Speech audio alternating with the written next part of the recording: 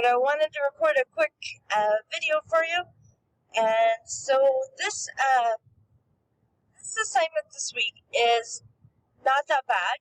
I teach HCA 699, and we do the same lit review table there. So if you actually stick with the topic that you're using for this class and carry it through to 699, you can use this assignment when you get there. This is a lit review table. There's a template there. I suggest that you turn your paper landscape view so you can fit it all on there. People try to squeeze it this way, and you can do it that way, but it is easier if you switch to landscape.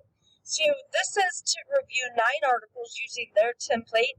I only require 4 to 6. So take a deep breath, it's going to be fine.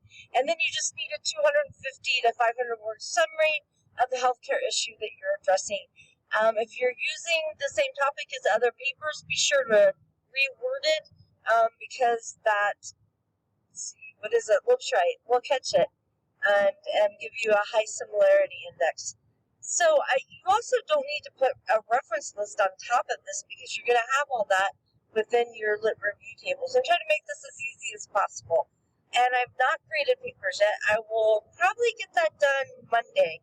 I have my own paper that I have to do tomorrow. If you can imagine an 8 to 10 page treatment plan. And I'm going fishing today. So I'm the ultimate procrastinator. I'm going to put that off till Sunday when it's due at midnight. Does that sound familiar? But I think that you guys are doing very well. And you're going to be very happy when I grade your papers.